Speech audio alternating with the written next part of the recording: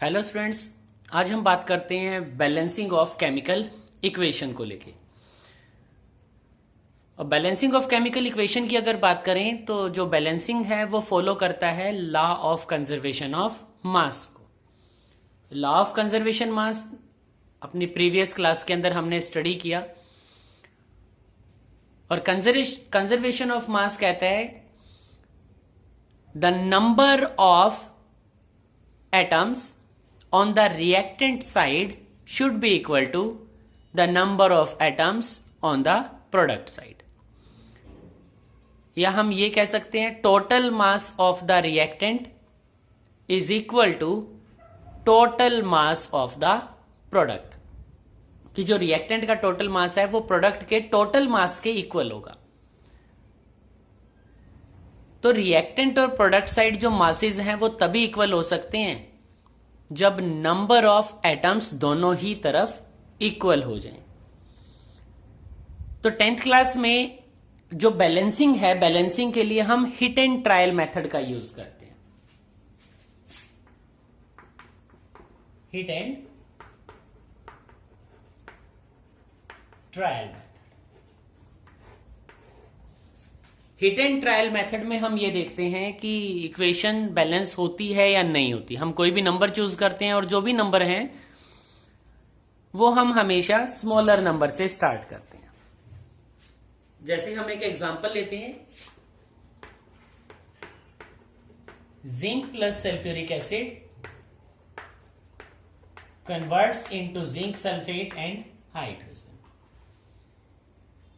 काफी बार हमने इस रिएक्शन को स्टडी किया कि मेटल जो है एसिड के साथ अगर रिएक्ट करेगा तो मेटल सॉल्ट बनाएगा और हाइड्रोजन गैस वहां से रिलीज हो जाएगी।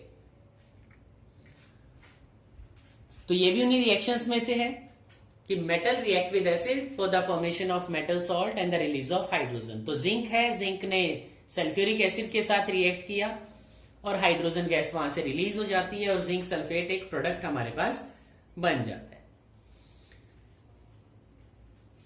तो ये जो साइड है हमारे पास ये रिएक्टेंट है और ये हमारे लिए प्रोडक्ट है। और हमने कहा total mass of the reactant should be equal to total mass of product. तो एटम्स को इक्वल कर लेते हैं। अगर मैं रिएक्टेंट साइड देखूं तो जो नंबर ऑफ जिंक हैं ऑलरेडी बैलेंस्ड है, क्योंकि यहां भी जिंक 1 है और यहां भी जिंक 1 होता। ये है सल्फेट SO4। तो यहां पर सल्फेट जो है SO4, यहां भी SO4 है, हमारे पास बैलेंस्ड है। हाइड्रोजन की बात करें तो यहां भी reactant side number of hydrogens 2 है और प्रोडक्ट साइड भी नंबर ऑफ हाइड्रोजन्स 2 है। तो ये जो इक्वेशन है वो ऑलरेडी बैलेंस्ड है। ठीक है, तो जो ये इक्वेशन है ये ऑलरेडी पहले से ही क्या है, एक बैलेंस्ड इक्वेशन है। हम एक दूसरा एग्जांपल चूज करते हैं।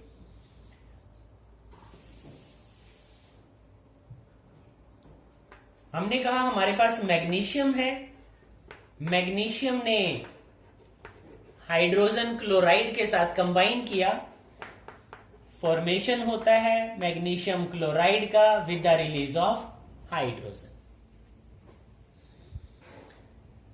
तो रिएक्टेंट साइड और प्रोडक्ट साइड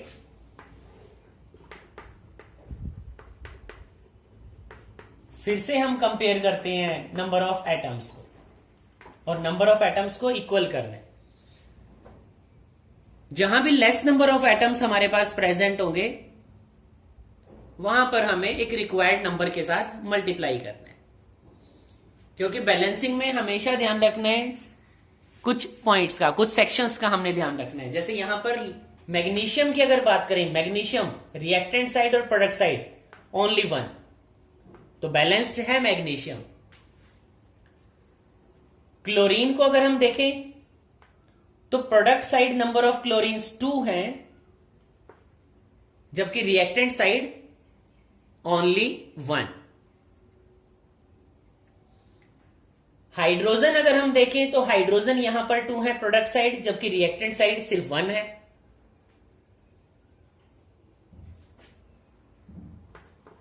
तो बैलेंस करने के लिए हमें हाइड्रोक्लोरिक एसिड को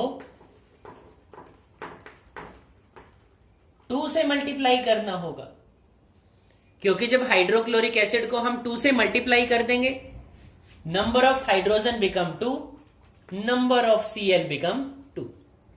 जो इक्वेशन है वो बैलेंस्ड हो जाती है। लेकिन एक चीज का यहां ध्यान रखना है कि 2 से हमने मल्टीप्लाई किया है यहां पर। अगर हम इस तरह से लिख दें तो ये गलत हो जाएगा, क्योंकि हाइड्रोजन क्लोराइड के लिए जो फॉर्मूला है वो HCl होता है। H2Cl2 हाइड्रोजन क्लोराइड का फॉर्मूला नहीं है। अगर हम यहां पर कोई नंबर लिख दें तो उससे फॉर्मूला चेंज हो जाएगा, जबकि बैलेंसिंग कहती है कि फॉर्मूला विल नॉट चेंज, फॉर्मूले में किसी टाइप से चेंज नहीं आएगा। इसीलिए हमें नंबर से मल्टीप्लाई करना होगा। ठीक है, तो हमें उस नंबर से मल्टीप्लाई करना होगा। इस चीज का हमें वहां पर ध्यान रखना है। साथ ही साथ यह भी ध्यान रखना है कि सबसे पहले जो भी एटम्स हमारे पास गिवन है उन्हें बैलेंस करो लिविंग हाइड्रोजन एंड ऑक्सीजन। जो हाइड्रोजन और ऑक्सीजन है उन्हें इक्वेशन के सबसे लास्ट में बैलेंस किया जाता है। ठीक है, ये मेथड है हमारे पास कि जो हाइड्रोजन और ऑक्सीजन है उन्हें इक्वेशन के लास्ट में बैलेंस करना होगा। तो ऐसे ही अभी कुछ सिंपल एग्जांपल्स के साथ हम स्टडी करते हैं। कुछ ऐसी रिएक्शंस की बात करेंगे जो या तो बैलेंस हैं ऑलरेडी या हमने उन्हें बैलेंस करना है। एक और मैं इक्वेशन ले लेता हूं।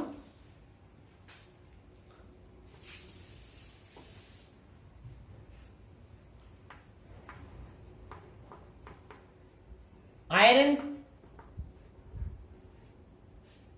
जो आयरन है, रस्टिंग ऑफ आयरन के लिए हम रिएक्शन स्टडी करते हैं, जहां पर ऑक्सीजन का और वाटर का होना रिक्वायर्ड कंडीशंस हैं। वहीं से एक इक्वेशन हम ले लेते हैं कि iron combines with the water for the formation of ferric oxide. This is known as ferric oxide. जो प्रोडक्ट हमारे पास बना इसका नाम है फेरिक ऑक्साइड। तो दोनों तरफ इक्वेशन को बैलेंस करना है। हमने कहा कि सबसे लास्ट में हम हाइड्रोजन और ऑक्सीजन को बैलेंस करेंगे, तो सबसे पहले हमें देखना है आयरन को। अगर मैं रिएक्टेंट की तरफ देखूं तो रिएक्टेंट साइड आयरन ओनली 1, जबकि product side number of iron atoms are 2। तो आयरन को बैलेंस करने के लिए हमें रिएक्टेंट साइड 2 से मल्टीप्लाई करना होगा। सो इट बिकम्स 2Fe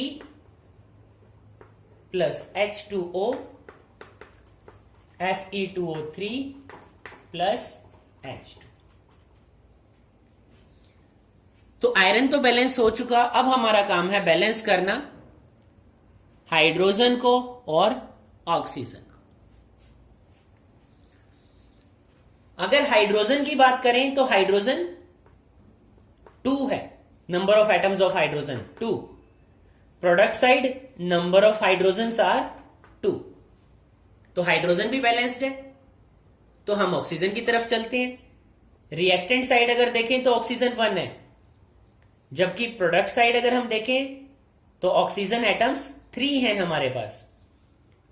तो ऑक्सीजन को बैलेंस करने के लिए कंप्लीट वाटर को, ऑक्सीजन को नहीं, पूरा फॉर्मूला जो है वाटर है वो, उसे हमें मल्टीप्लाई करना होगा। ध्यान रखना, कई बार स्टूडेंट्स क्या गलती करते हैं, इस तरह से लिख देते हैं। तो ये तो कोई फॉर्मूला नहीं है, क्योंकि इक्वेशन कहती है कि वाटर है हमारे पास, H2O3 वाटर नहीं रह जाएगा। तो इसीलिए हमें जो मल्टीप्लाई करना होगा 3 के साथ, वो पूरे फॉर्मूले को मल्टीप्लाई करना होगा।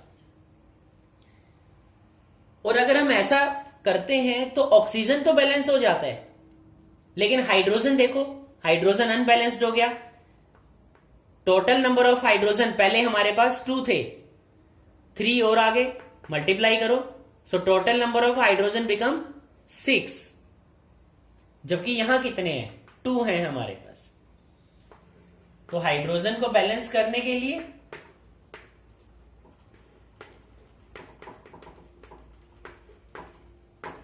हम यहां 3 से मल्टीप्लाई उसे करेंगे, सो 3 2 जा 6, 3 2 जा 6। तो रिएक्टेंट और प्रोडक्ट साइड हाइड्रोजन बैलेंस हो गया, ऑक्सीजन भी बैलेंस हो गया और आयरन भी बैलेंस हो गया। स्टेप बाय स्टेप उस सारे वर्क को करना है जब तक कि हमारी इतनी प्रैक्टिस नहीं हो जाती कि हम बड़ा आसानी से एक सिंगल स्टेप के अंदर ही सारी इक्वेशन को बैलेंस कर पाए। तो हमें ध्यान रखना होगा इन सारी की सारी चीजों का। एक और बड़ा इजी से एग्जाम्पल की बात करते हैं।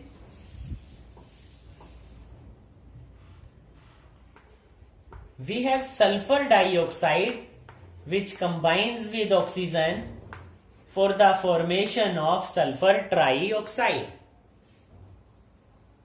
तो सल्फर डाइऑक्साइड ने ऑक्सीजन के साथ कंबाइन किया और सल्फर ट्राइऑक्साइड का फॉर्मेशन हो गया। बैलेंसिंग के लिए अगर देखें तो रिएक्टेंट साइड और product side number of atoms को हमने इक्वल करना है। तो यहां अगर ध्यान से देखें सल्फर को, सबसे पहले सल्फर ऑलरेडी बैलेंस्ड है। टोटल नंबर ऑफ ऑक्सीजन अगर देखें तो 2 + 2 4 हो गया, जबकि यहां पर नंबर ऑफ ऑक्सीजन 3 है हमारे पास।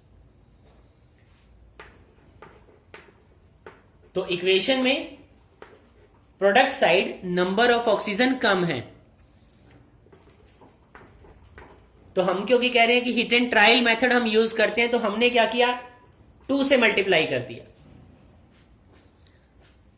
ठीक है, हमने क्या किया, ऑक्सीजन या पूरे सल्फर ट्राइऑक्साइड को 2 से मल्टीप्लाई किया, और मल्टीप्लाई करने से सल्फर 2 हो जाता है और oxygen become 6। Sulphur is 2 and oxygen become 6। तो नेक्स्ट स्टेप में हमें सल्फर को भी बैलेंस करना है, इसीलिए हम सल्फर को 2 से मल्टीप्लाई करेंगे, oxygen and 2SO3।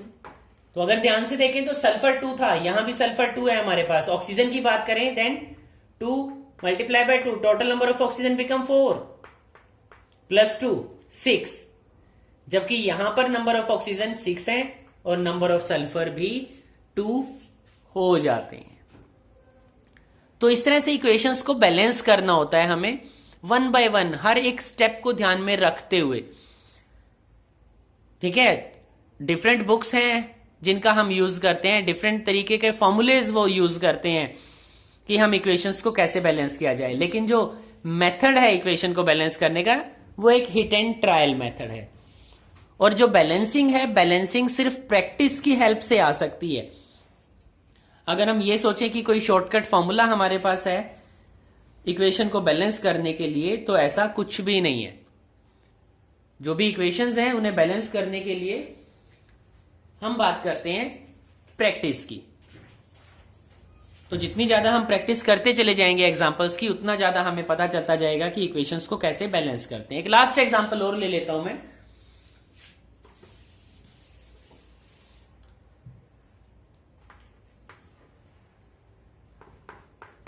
Nitrogen combines with hydrogen for the formation of ammonia. ठीक है, जो NH3 है, NH3 इज अमोनिया। तो नाइट्रोजन ने हाइड्रोजन के साथ कंबाइन किया और अमोनिया का फॉर्मेशन हो जाता है। दोनों तरफ अगर हम देखें बिल्कुल क्लियर हमें दिखाई दे रहा है कि नाइट्रोजन अनबैलेंस्ड है। बार बार मैं कह रहा हूं कि रिएक्शन के अंदर हमें हाइड्रोजन और ऑक्सीजन को सबसे लास्ट में बैलेंस करना होता है। तो यहां अपना जो फर्स्ट स्टेप हम यूज करें, उस स्टेप 1 के अंदर नाइट्रोजन को बैलेंस करो। So we have nitrogen plus hydrogen तो नाइट्रोजन को बैलेंस करने के लिए हमने कहा मल्टीप्लाई करना होता है। तो 2 से हमने मल्टीप्लाई कर दिया क्योंकि रिएक्टेंट साइड नाइट्रोजन 2 था, नाइट्रोजन बैलेंस्ड हो गया। हाइड्रोजन अगर देखें तो हाइड्रोजन बिकम 6, यहां पर जो हाइड्रोजन है वो 6 हो जाता है, जबकि यहां नंबर ऑफ हाइड्रोजन आर 2। तो हाइड्रोजन को बैलेंस करने के लिए हमें 3 से मल्टीप्लाई करना होगा। And now this is a balanced chemical equation, क्योंकि नाइट्रोजन 2 है और हाइड्रोजन की अगर बात करें देन हाइड्रोजन आर 6, हाइड्रोजन भी बैलेंस हो जाते हैं। तो इस तरह से हमारा वर्क होगा, इक्वेशंस को बैलेंस करना, प्रैक्टिस करना और कमेंट करना अगर किसी टाइप की अभी भी प्रॉब्लम है। मैं एक और वीडियो बना के कोशिश करूंगा कि वो प्रॉब्लम का सॉल्यूशन मिल जाए आप लोगों को। Thank you students.